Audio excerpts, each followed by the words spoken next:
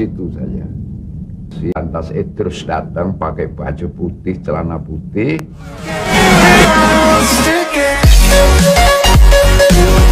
Hai.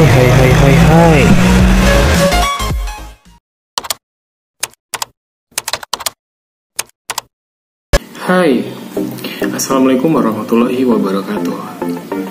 Nama saya Duda Setiaguna, mahasiswa STK IPB GRI Ponorogo, Prodi Pendidikan Bahasa dan Sastra Indonesia. Pada video kali ini saya akan mengulas sedikit tentang sastrawan favorit saya, yaitu Pramudia Anantatur. Kalian penasaran? Simak terus videonya. Ini Pram, Bung Idrus. Oh, ini Pram. 6 Februari 1925, anak biasa lahir di Blora, Jawa Tengah dengan nama lengkap Pramudia Anantamastur. Nama ini kemudian dikenal dengan sebutan Pramudia Anantatur atau sebutan lain yaitu Pram. Sastrawan kebanggaan Indonesia yang bahkan pernah tinggal kelas hingga 3 kali. Lalu bagaimana Pram menjalani masa kecilnya? Faktanya, Pram adalah anak sulung dengan 8 adik. Ayahnya merupakan seorang mantan kepala sekolah di Budi Utomo. Ibunya adalah seorang anak penghulu di Rembang yang berusaha menyekolahkan anaknya.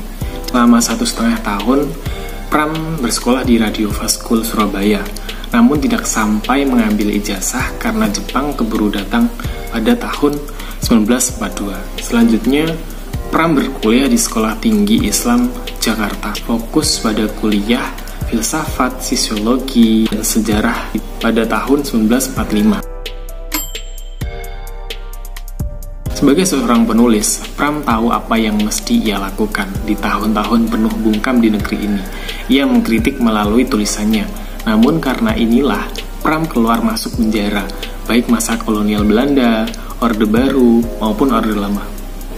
Pada insiden 30 SPKI, Pram terkena dampaknya.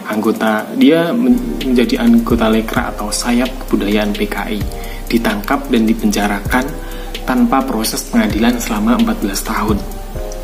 Nah, setelah menjadi tahanan politik di Maluku, itulah Pram melahirkan tetralogi yang dimaksud, yakni seperti Bumi Manusia, Anak Semua Bangsa, Jejak Langkah, dan Rumah Kaca.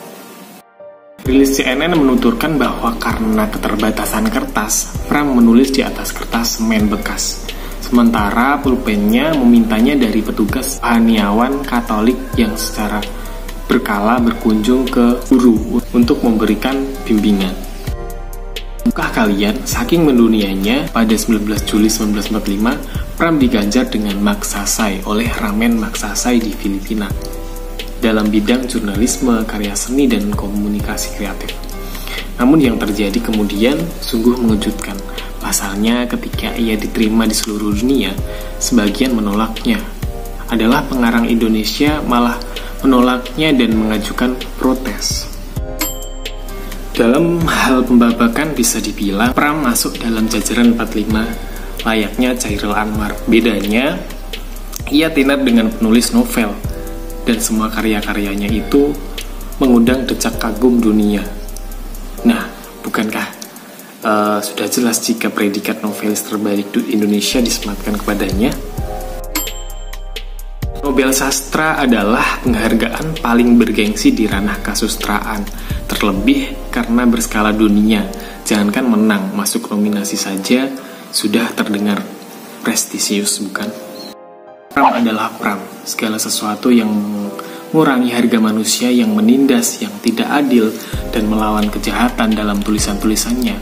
Lalu takut jangan menjadi pengerang. Saya ingin bercerita sedikit tentang Pram, yaitu pada 2 Maret 1942, Pram berumur 17 tahun, ibunya sakit keras. Tidak ada obat saat itu, tidak ada makan.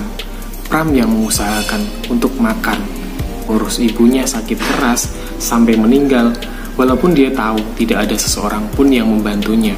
Pram harus melakukan semuanya dengan sendiri. Anak umur 17 tahun, adik 7 yang terakhir meninggal. Saya kagumi selain dari karya-karyanya yang begitu luar biasa, Pram adalah seseorang yang sangat pemberani. Keberanian menurut Pram, keberanian itu bukan anugerah tapi latihan hidup sehari-hari. Keberanian itu sama seperti otot manusia. Kalau tidak dilatih, dia akan jadi lemah. Latihan pertama, jangan lari, hadapi semua. Itu cara untuk melatih keberanian. Saya menemukan kata-kata dari Pram yang tentang keberanian, yang bunyinya seperti ini. Dalam hidup kita, cuma satu yang kita punya, yaitu keberanian. Kalau tidak punya itu, lantas apa harga hidup kita ini? Selain itu, yang saya kagumi dari Pram yaitu tidak mengandalkan orang lain. Contohnya dia berjuang sendiri untuk ibunya yang sakit, untuk menghidupi adik-adiknya, 8 orang, itu luar biasa. Dia tidak meminta bantuan kepada orang lain, tapi dia berusaha sendiri. Mungkin itu video dari saya. Semoga bermanfaat, semoga menginspirasi, memotivasi teman-teman.